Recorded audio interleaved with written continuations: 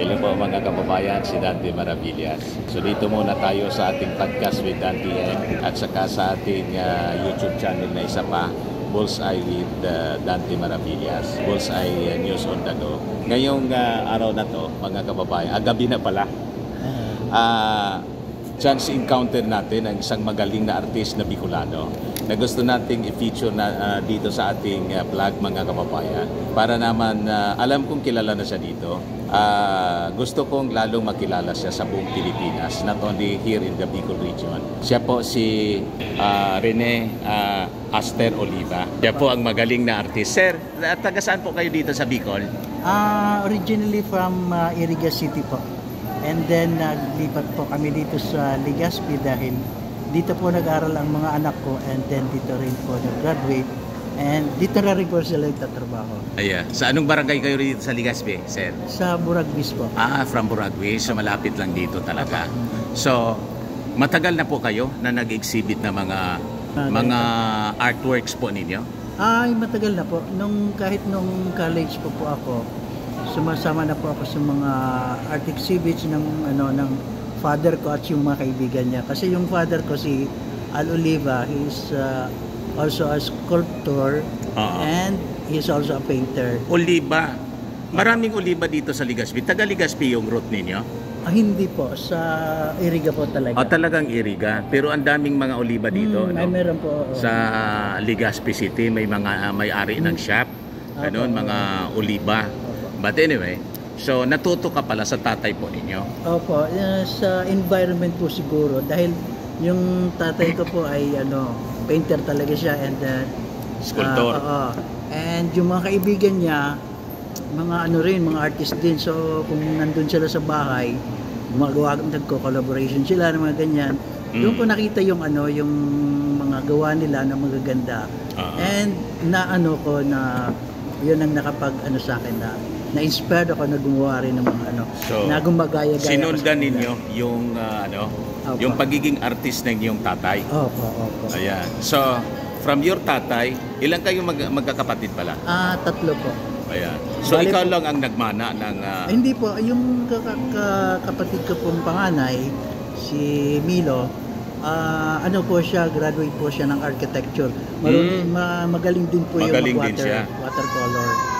And then yung isa ko pong kapatid na yung youngest po namin, si Ana Maria, tatrabaho po siya sa Department of Finance sa Manila na yon. And noon nakita ko siya nagdo-drawing din, pero hindi niya pinag-pursue yun. So bale, may lineage talaga kami ng mga artist.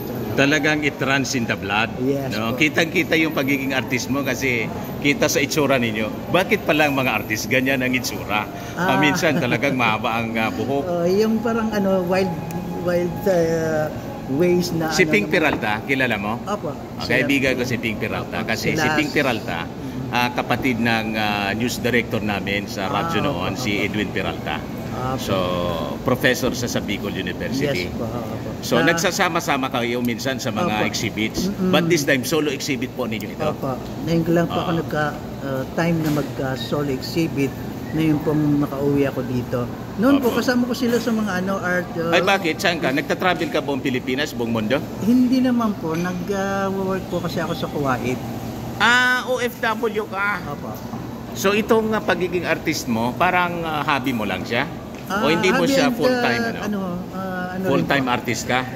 Ano yung trabaho mo pala doon sa kung pwedeng... graphic artist po. Graphic artist. So, related din sa iyong trabaho? Sa umaga. Sa training ninyo? Nag-aral ka talaga sa pagiging itong pagiging artist? Nag-graduate po ako ng sa Philippine Women's University noong 1993. Fine Arts, major in advertising. Kaya so bigyan mo nga ako ng kanina, hindi naputol yung discussion natin. Bakit ikako yung mga artista ganyan ang mga itsura tulad mo? Yung mga parang kasi yung free style, yung mga gano'n na okay lang sa kanila yung mahaba yung buhok. Yung hindi mo masyadong iintindihan yung itsura mo kung anong basta ka lang. Ganyan talaga. Pati yan mga ganyan na mga ang tawag doon, mga burluloy. Talagang kakaiba kayo na mga artist. Mahilig talaga kami sa mga ganyan. Mga ganyan. Eh, hindi pa nga ako nagpapahigaw eh. Tsaka wala pa mga tato. By the way, ilang Kung saan, tanggulang ka na? I'm 57 na po. But 57? Apa. So kaedad lang nga tayo, Aros. Ako magpi-58 sa 58 ba ako? Parang anong 19 ka? 67 po. 60 kuwan ako, older ako sa iyo pala ng isang taon. Apa. 1966 ako December. Apa. So mag-59 na ako by December. Ako naman But anyway, 58 sa November. so nag-aral ka pa sa Maynila pala? Opo, nag-aral ako. Oo. Graduate So ako. talagang may training ka? Oo, pero sa yung meron akong basics ng and then pinursu ko rin po talaga yung yung sa fine arts para mas ma-enhance yung makuha ko yung pinaka training ng pagiging fine arts. And gustong-gusto ko rin po talaga yung sa advertising kasi yung sa advertising naman ma-details kasi yung Actually, first choice ko sana yung pagiging fine art artist. Kaya lang, hindi ko na purso din. Because yung mga gamit ninyo, mahal. Oo po. Yun nga po yung Architect sana ako eh. Maging architect sana yung pangarap ko. Kaya lang, may architect na rin akong anak. Kaya okay lang. Okay lang. So anyway, ba't pala umuwi ka as OFW? Ano po kasi, Tapos na yung kontrata? hindi naman po. May trabaho pa naman ako doon. Kaya lang, nung 2023 po kasi, nagkaroon ako ng problema sa heart ko. And na-operahan po ako doon sa Kuwait. And So, ganun pala. nag-undergo ako ng angioplasty noon. Na yung dalawang artery ng ko sa heart ko ay linagyan ng stent. Opo. So this time, nag-full time ka na dito sa mga art exhibit mo? Opo. Binibinta mo to? Pwedeng Opo. Ipaliwanag mo ito kung ano itong mga uri na mga creations mo? Mga artworks mo? Yung... Pwede kong ipakita? Ay, sure po. Ito po mga kababayan. Ayan. Anong tawag mo dito? Realistic po siya. Ito? Opo. Gawa sa ano to? Acrylic po. Acrylic siya. Anong titulo niya? Pieta po. Iyang Pieta. Opo. Ayun. Ni Michelangelo. Ni Michelangelo. Yung sculpture ni Michelangelo na Pieta, ginawa ko siya ng painting naman. Ayan. Okay. Ayan po. Ito naman, ano to? Seraphim po. It's like an angel po na maraming mata. Yan po yung Anong tawag mo dyan? Abstract ba ang tawag dyan o hindi? abstract din po Ano? yan. Abstract po yan. And then, ang ginamit ko pong medium dyan is ball pen. Ball pen. Opo. Napakaganda po, mga kababa. Magkano pala to ang ganito para alam ng mga Nasa 30K po. 30,000. Ayan. So ito naman, ano to? Bangka dito, di ba? Opo. Sa po yan sa Kuwait pong yan, yung view na yan. View. Oo. Yan yung old boat. Na-capture mo to ng imagination Hindi naman mo? po, yung sa picture. Picture. Tapos pagkatapos ng yung picture, ko siya. Magkano siya? Para siguro baka may mga mag-inquire. Sa 45 po. 45,000. Ito naman po, ano siya? Ano po siya, yung Arabic teak. Arabic teak. Tapos yung mga switch, mahilig sila dyan eh. Di ba tasa yan? Ito, parang tasa. Yung yung glass po na Glass? maliit lang siya. Tapos, Sa Kuwait naman yan, ano? Opo, sa Kuwait yan. Ayan. Nabasa ko, mahilig ka sa mga ito sa, ang tawag Religious dito? po. Mga religious statutes. Yes. Ayan. Yan yung mga ng sa Peña Francia. Pinya Francia. Pinya Francia pala yung to. Kasi kahit parang abstract form siya, pero gusto kong ipakita na yung Peña Francia is hindi yung normally na makikita mo sa mga pictures, sa mga ganun. Oo. May interpretation din ako sa sa Peña Francia. Kaya siya kakaiba. Di ba? Ayan po, mga kababayan. Peña Francia din po ito. Pinya Francia din ito. Yan, Oo. Ito na din, Peña Francia din po. Dito Iba-iba. naman po, So, ang ganyan, magkano siya? Nasa siya, 42 po. 40,000. Ayan. So, pwede kayong pumunta po dito. Ano to? Sa ito po anong yung lugar to? Sa SM? Kuwait po. Hindi, I mean, itong lugar na to sa third floor pala. Ay, tama. Fourth floor. Fourth floor. Mezzanine. Ng mezzanine ng SM Legazpi. Okay. Ano to? Ito po yung yung Kuwait Liberation Tower. And then kinuha na siya ng dun sa may Safat Square. Ito yung dalawang dalawang parang monument ng Oo. So tawag dyan Liberation Tower ng Kuwait. Aba, napakaganda. Doon sa Safat Square na parang monument siya na dalawang semi-angle na na Magkano naman yung price mo dyan? 45 po. 45. Yan po, second solo art show, mga kababayan nito ni Rene Alster Oliva. Ito yung image ng ating Panginoong Jesus. Yan. Anong ang tawag dito? Di ba may tawag ang mga ganyan na anyway. So ganyan, mga kababayan, napakaganda. Ano gawa niyan? Ano ginamit mo dyan? Na medium? Acrylic on canvas. Acrylic on canvas. Po naman ay yung By His Wounds po ang title niya, yung Passion of Christ. Passion of Christ. Yes po. Yan, ang ganda niya And ang ginamit ko po dito ay kakaibang medium din po na hindi ginagamit usually sa canvas. Yung textile paint po, fabric paint, yung pinag-print sa t-shirt. Ganon. Magkano siya pala? Nasa 50K po. 50K. Ito, medyo malaki ito. Medyo mahal siguro to. Hindi, pareho lang naman. 50K din to. Tapos ito po, Ayan po ay watercolor naman po siya. Watercolor. Magkano to? 40 po. 40,000. Ito sa taas, Napakaganda, mga kababayan. Punta po kayo rito. 40K. Wow, ito the best. Jerusalem siya, di ba? Opo, sa Israel. Sa Israel. Dome of the Rock. Dome of the Rock. Ayan. Ano po yan? Magkano siya? Nasa 45 po. 45,000. Di ba? Napakaganda po, mga kababayan. Ito naman, ano siya? Abstract po ng Abstract. Lava. Lava flow ng Mayon Volcano. Opo. Abstract. Wala lang yung Mayon, pero yung lava lang. Yung lava lang. Magkano naman siya? Mura lang po ito. 20K lang po. 20K lang po. Napakaganda itong i-display sa sala. Ito ano to? Abstract din ito? Oo. Anong tawag dyan? Acrylic din po siya na sa canvas. Acrylic on canvas. 20K. Ayan po, may price naman siya. Connection ng title niya. Connection. Yeah. Yung parang nandun ka sa isang side and then nandito naman siya sa baba. Yung nila.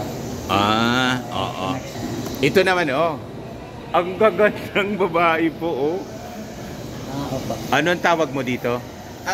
Iba-iba siya, Parang mga fairies po siya ng natin. Wow! Ito siya, Vermilion Fairy.